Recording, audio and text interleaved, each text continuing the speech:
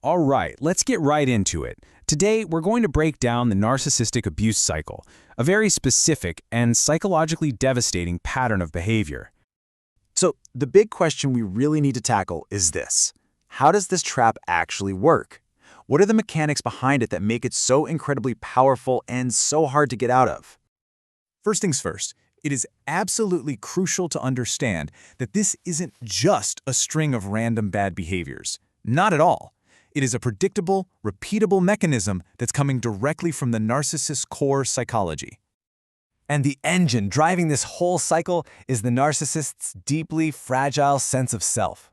They have this bottomless need for outside validation, what's often called narcissistic supply, and pretty much everything they do is motivated by getting it.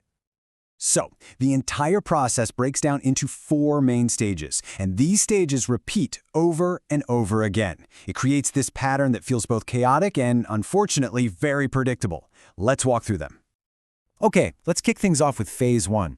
This is the one you've probably heard of, known both clinically and colloquially as love bombing. Now, we need to be clear.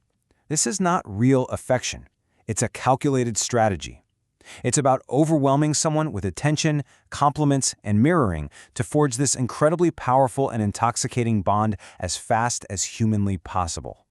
And here is where it gets really interesting, on a biological level. This phase is literally changing the victim's brain chemistry. The release of chemicals like dopamine and oxytocin creates a genuine biological bond, a pleasure-based attachment to the narcissist.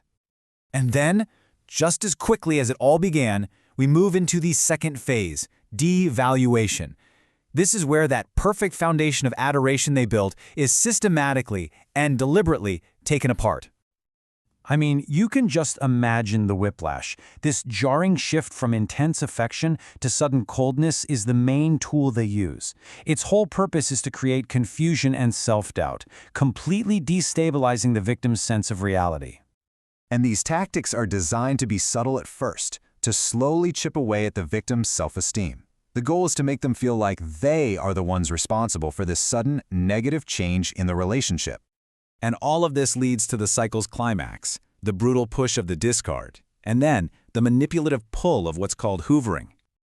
The discard is almost always intentionally cruel. It's meant to be abrupt, dehumanizing.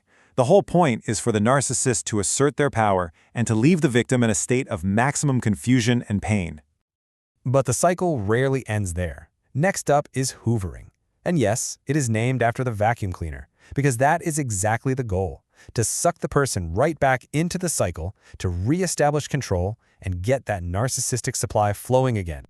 And this is when you'll hear a classic hoovering line, just like this one.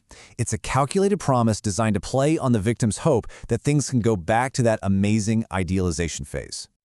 So this brings us to the million-dollar question, right? Why does this work? How do people get so stuck in this destructive pattern? The answer lies in a very powerful psychological principle. That principle is called cognitive dissonance, and it's basically that deeply uncomfortable, stressful feeling your brain gets when you're trying to hold 2 completely contradictory ideas in your head at the same time.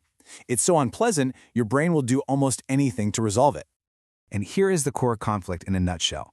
The victim's mind is trying to reconcile belief number 1, this is my perfect soulmate, with belief number 2, this person is incredibly cruel to me. The 2 ideas just can't exist together peacefully. So, to get rid of that unbearable tension, the brain starts to create rationalizations. It makes excuses for the abuser's behavior, and very often it ends up internalizing the blame, because that's the only way to make the contradictory behavior make sense. This whole hot and cold pattern creates something psychologists call a trauma bond. It's forged through what's known as intermittent reinforcement, an unpredictable pattern of good and bad, and it functions just like a gambling addiction, creating a powerful psychological attachment that's incredibly hard to break. So to wrap it all up, there are really 3 pillars that make this cycle so deeply destructive. You have the addiction-like trauma bond, you have the cognitive dissonance that forces self-blame, and you have the slow, steady erosion of the victim's own identity. Which leaves us with the final and absolutely critical question to think about. For someone who breaks free, recovery isn't just about leaving. It's about the long journey of relearning how to trust your own reality.